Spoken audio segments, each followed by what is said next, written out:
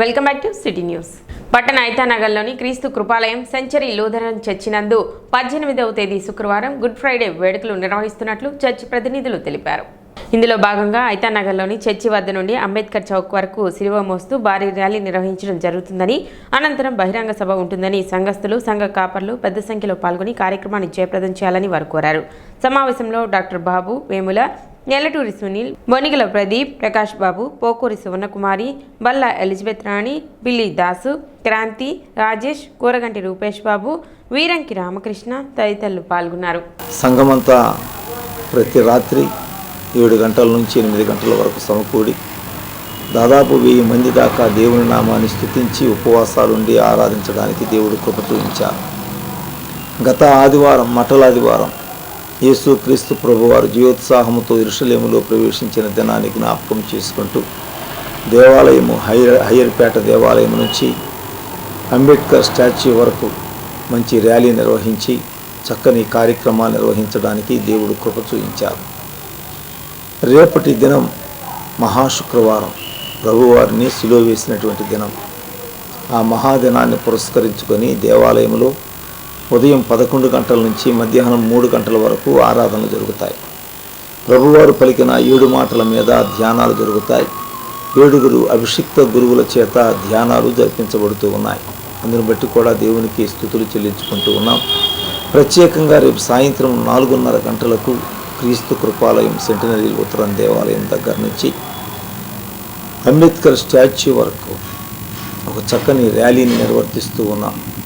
పట్టణ 23వ వార్డులో municipal chairperson తాడిపోయిన Radhika పర్యటించారు. చంద్రబాబు నాయుడు కాలనీలోని కళ్ళుకొట్టు దగ్గర వైకుంఠపురం రైల్వే ట్రాక్ వరకు మెయిన్ డ్రైన్ కాలువలోని తూటాకు మరియు పూడికలు తీయించి పనులను పరిశీలించి పలు సూచనలు అందజేశారు. వ్యర్థాలను ఎవరు కాలువల్లో పడవేయరాదని, చెత్త సేకరణకు వచ్చే సిబ్బందికి అందించాలని ఆమె సూచించారు. పట్టణంలో మెరుగైన శానిటేషన్ కొరకు ప్రతి ఒక్కరూ సహకరించాలని విజ్ఞప్తి చేశారు. కార్యక్రమంలో municipal assistant engineer Sunil Kumar, town planning officer M Sambasivarao, sanitary inspector Prasad మరియు సచివాలయం సిబ్బంది పాల్గొన్నారు.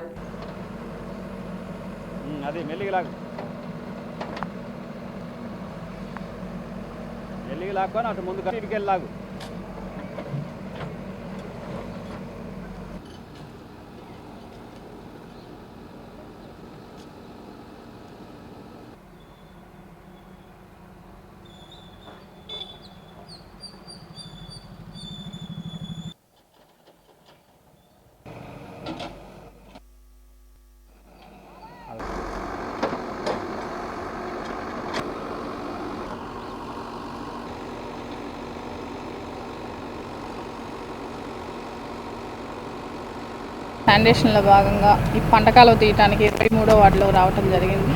ఇక్కడికి వచ్చేసి మెయిన్ సమస్య పంటకాలంలో ఈ తూటాకు, అలానే పిచ్చి మొక్కలు ఇలాంటివి ఉంటే మా గ్యాంగ్ వర్క్ పెట్టి జేసీపీ పెట్టి చేపిస్తుంది జరుగుతుంది.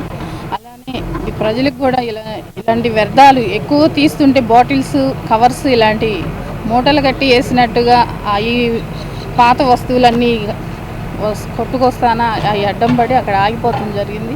దయచేసి ప్రజలందరూ చెప్పేది ఏంటంటే ఎలాంటి వ్యర్థాలు అనేది బయట కాలువల్లో ఇలాంటివి వేయకుండా మా మున్సిపల్ సిబ్బంది వాళ్ళకి అందించాలని కోరుకుంటున్నాను. అలానే శానిటేషన్ మెరుగుపడాలంటే మనలో కూడా మార్పు రావాలి. అలానే ప్రతిరోజు మా మున్సిపల్ వర్కర్స్ కానీ అందరూ అందుబాటులో వస్తున్నారు. మీరు వాళ్ళకి అందించండి. ఇంకా శానిటేషన్ ఇంకా మరింతగా మెరుగుపడుతుంది కాబట్టి మీరు మాకు సహకరించి మంచిగా మన తెనాలి పట్టణాన్ని డెవలప్ చేసుకుందామని కోరుకుంటున్నాను. అగ్నిమాపక వారోత్సవాలలో భాగంగా గురువారం కొత్తపేట మున్సిపల్ బాయ్స్ హై స్కూల్లో అవగాహన కార్యక్రమం నిర్వహించారు. ఈ సందర్భంగా అగ్ని ప్రమాదాల నివారణ చర్యలపై విద్యార్థులకు, ఉపాధ్యాయులకు ప్రదర్శనాపూర్వక అవగాహన కార్యక్రమం నిర్వహించారు. గ్యాస్ సిలిండర్ లీక్ ప్రమాదాల నివారణ, అగ్ని ప్రమాదంలో చిక్కుకున్న వ్యక్తులను కాపాడే విధానంపై, అంతస్తులలో అగ్ని ప్రమాదం జరిగితే ప్రాణాలు కాపాడుకునే విధానంపై, సిపిఆర్పై అవగాహన, ప్రమాదాలు సంభవించినప్పుడు అప్రమత్తంగా వ్యవహరించే వంటి విషయాలను సిబ్బంది మాక్ డ్రిల్ ద్వారా విద్యార్థులకు తెలిపారు. అగ్ని ప్రమాదాలు జరగకుండా అప్రమత్తంగా ఉండాలని అధికారులు తెలిపారు. ఈ కార్యక్రమంలో సూరిబాబు, కె వెంకట్రావు, కె జితేంద్ర కుమార్, చంద్రమోహన్, సుబ్బారావు, నాగేశ్వరరావు, రాజశేఖర్ తదితరులు పాల్గొన్నారు.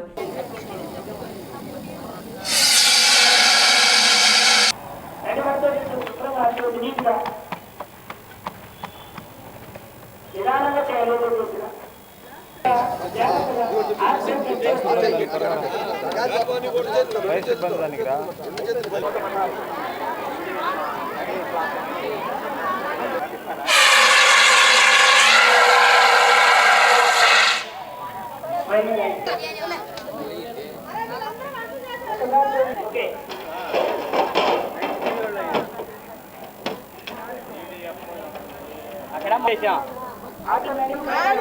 ఎక్కువ మంట ఎక్కువ అవుతుంట అందుకని గాలి బాగా అక్కడ మన ఆక్సిజన్ అనేది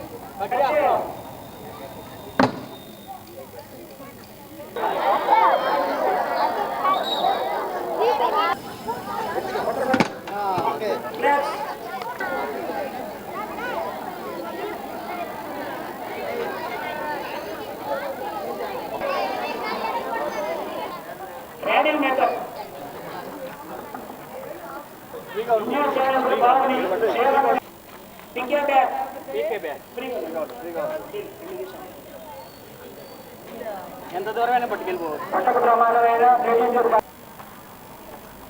మన హ్యాండ్స్ ఏంటంటే తన హ్యాండ్స్ కింద పట్టుకొని ఈ విధంగా నించో పెట్టుకొని మనకి సపోర్ట్ మనం సపోర్ట్ చేసుకుంటా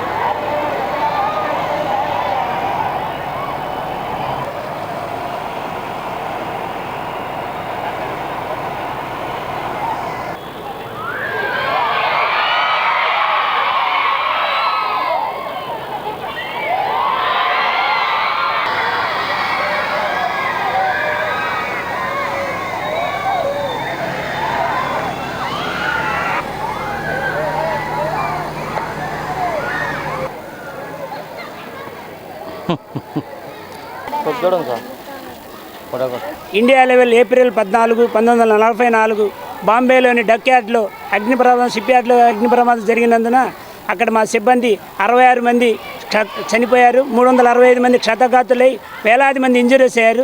అందుకని అప్పటి నుంచి ఇండియా లెవెల్ అగ్ని ప్రమాద నివారణోత్సవాలు ఏప్రిల్ 14 నుంచి 20 దాకా జరుగుతున్నాయండి. మాకు ఇచ్చిన లిస్టు ప్రకారం ఈ తెనాలిపట్నం ఏప్రిల్ 14 నుంచి 20 దాకా లిస్ట్ ఇచ్చారు. మొట్టమొదటి రోజు మనకు ఆఫీసులోని రెండో రోజు బస్ స్టాండ్ రైల్వే స్టేషన్లో ఈ డెమోలు ఇచ్చాము. మూడో రోజు ఈ మున్సిపల్ హై స్కూల్లో వాటరింగ్ కానీ గ్యాస్ మీద అవగాహన, సిపిఆర్ చేయటం, ఆయిల్ ఫైర్స్ అయినప్పుడు ఈ డెమోలని చూపించి తెలియపరిచాం సార్. అగ్నిమాపక వారోత్సవాల సందర్భంగా బాయ్స్ హై స్కూల్లో డెమో చెప్పడం అయింది. పిల్లలకి మాస్టర్ గారికి అందరూ హాజరవ్వటం అనేది. ఇళ్లలో జరిగే అగ్ని ప్రమాదాలై gas leak, oil fires, current fire, వీటన్నింటి మీద CO2, DCP, ఫోము, తర్వాత CPR గుండె సంబంధించినవి అవన్నీ పిల్లలకి మాస్టర్ గారికి చెప్పడం అనేది. కొలకలూరు గ్రామంలోని శ్రీ వేణుగోపాల కృష్ణ మందిరం 9వ వార్షిక మహోత్సవం గురువారం వైభవంగా నిర్వహించారు. ఈ సందర్భంగా సుప్రభాత సేవ, పంచామృతాభిషేకములు, తులసి దళార్చన, విశేష అలంకారములతో పాటు శ్రీ రుక్మిణి సత్యభామ సమేత శ్రీ కృష్ణ పరమాత్మని శాంతి కళ్యాణం కన్నుల పండుగగా నిర్వహించారు. అనంతరం అన్నసంతర్పణ కార్యక్రమం పెద్ద ఎత్తున జరిపారు. కార్యక్రమంలో గ్రామ సర్పంచ్ చొప్పర ప్రీతి, నల్లబోయిన నాగేశ్వరరావు, జి కృష్ణమోహన్, నల్లగొల నాగరాజు, బి సాంబశివరావు, రమేష్, చిన్న ఏడుకొండలు పెద్ద సంఖ్యలో భక్తులు పాల్గొన్నారు.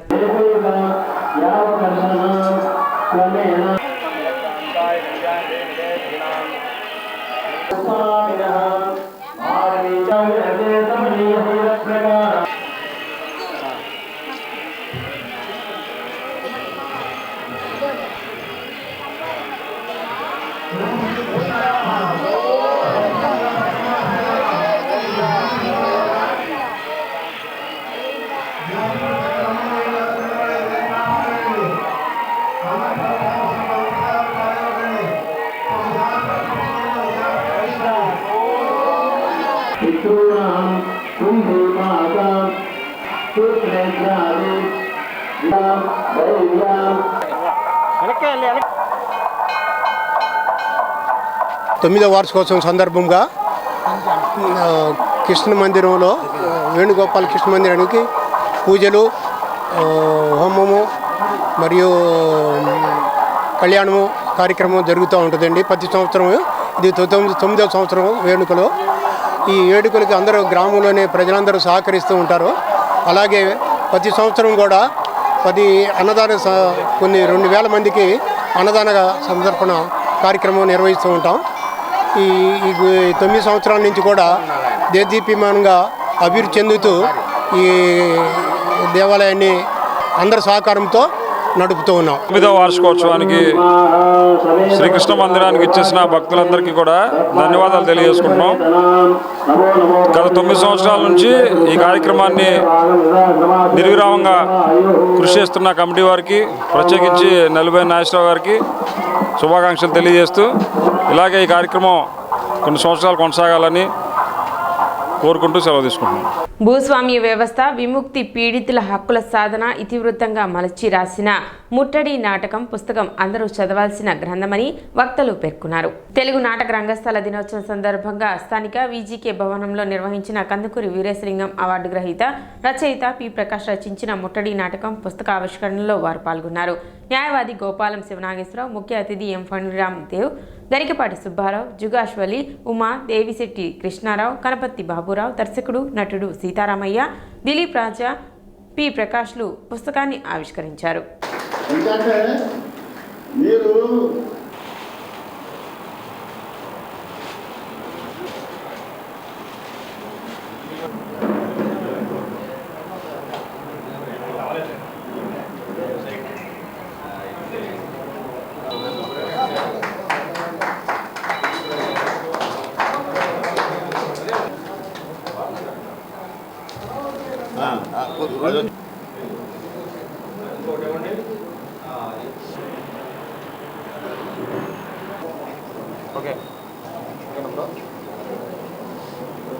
ప్రకాష్ గారు 86లో రచించి వేల ప్రదర్శనలు ఇచ్చినటువంటి ముట్టడి నాటకాన్ని పుస్తక రూపంగా ప్రింట్ చేయడం జరిగింది. ఈ నాటకం 3 దశాబ్దాల పాటు ఒక ప్రపంచనాన్ని సృష్టించి ప్రకాశ్రావు గారి ఇంటి పేరుని ముట్టడి ప్రకాశ్రావు గారుగా మార్చింది. ఈరోజు ఈ పుస్తకం ప్రింట్ చేయటం, దీన్ని ఆవిష్కరించడానికి నన్ను పిలవటం నేను నాకు గౌరవంగా భావిస్తున్నాను. నాకు ఇచ్చిన గౌరవంగా దీనికి రచయిత ప్రకాష్ గారికి నా ధన్యవాదాలు తెలియజేస్తాను. ఒక గొప్ప సామాజిక లక్ష్యంతో రాయటం జరిగింది. ఆ లక్ష్యం నెరవేరినందుకు నేను చాలా సంతోషపడుతున్నాను. ఎందుకంటే అణగారిన అలగాజలం ఉక్కుపాతం, బలవంతుల ఉక్కుపాతం కింద నలిగి చావుకి బతుకి మధ్య ఆ చివరి క్షణం ఊపిరి పెనుగుప్పినై ఒక్కసారిగా బ్రద్దలైతే దాని పర్యవసానం ఎంత భయంకరంగా ఉంటుందో ఈ దృశ్యకావ్యం చూస్తే తెలుస్తుంది. ఆ హాస్యానికి అనుగుణంగానే ముట్టడి నాటకం రాయటం జరిగింది. ఆ నాటకం లక్ష్యం నెరవేరినందుకు చాలా చాలా సంతోషిస్తున్నాను. చంద్రబాబు రోజు రేపల ఏపీఆర్ డిగ్రీ కాలేజీకి వెళ్ళి ట్రైన్ సర్వీస్ చేసేవాడిని. ఒకరోజు ఈ నాటకం చూశాను. ఆ చూసినప్పుడు నా మైండ్లో ఫిక్స్ అయిపోయిన ఒకే ఒక్క డైలాగు ప్రకాష్ గారికి నాకు ధ్యానం చేసేసింది. అది ఆయన కులంపై కలంతో ప్రకాష్ గారు ముట్టడించారని చెప్పగలను. కులంపై కలంతో ప్రకాష్ గారు ముట్టడించారని చెప్పగలను. చంద్రావూరు రైల్వే స్టేషన్ దగ్గర ఒక డయాస్ ఉంటే ఆ చంద్రావూరులో ఉన్న బోసు మన బాబురావు గారిని చూస్తే అసలు ఆయన జనం వేశాడు. ఎప్పుడు చూస్తాడు ఒక అర్థం కోపం వచ్చింది. అంటే ఏంటంటే దట్ మీన్స్ ఆ క్యారెక్టర్ వాళ్ళు జీవించారని అర్థం. మన సినిమాలో విలువ చేసేవాడు యాక్చువల్గా సూర్యకాంత గారు కూడా చాలా మంచి అవుతారు. But what he did as per the character అంటే ఆ క్యారెక్టర్ న్యాయం చేస్తేనే అతని మీద అంత కోపం రాగలిగింది. ఆ ముట్టడి నాటకాన్ని ఈ రోజు వరకు అభివృద్ధి చేసుకోలేకపోయామంటే జనాన్ని నిన్నేమనాలి? డెఫినెట్గా జనాన్ని నిన్నేమనాలి అని నేను అడగాలి. జనాన్ని ఇది ఎప్పుడో తిరుగుబాటు చేసిన నాటకం, ఎప్పుడో ఒక ఆలోచన కల్పించిన నాటకం, ఎప్పుడో పెద్దదారి వ్యవస్థ మీద ఒక పిలుగు లాంటి శబ్దం చేసిన నాటకం, బూర్జువా వ్యవస్థ మీద భూకంపం తెప్పించిన నాటకం మొత్తలే. సిటీ న్యూస్ ముగించే ముందు ముఖ్యాంశాలు మరోసారి.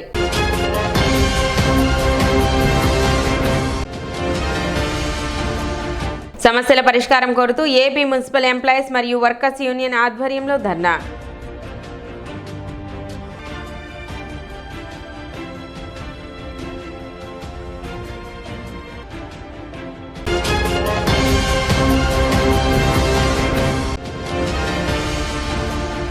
వైసీపీ ప్రభుత్వంలో గోవులను నిర్లక్ష్యం చేసి ఇప్పుడు టీటీడీ గోశాల గురించి మాట్లాడటం విడ్డూరంగా ఉందంటూ ఎద్దేవా చేసిన టీడీపీ నేతలు.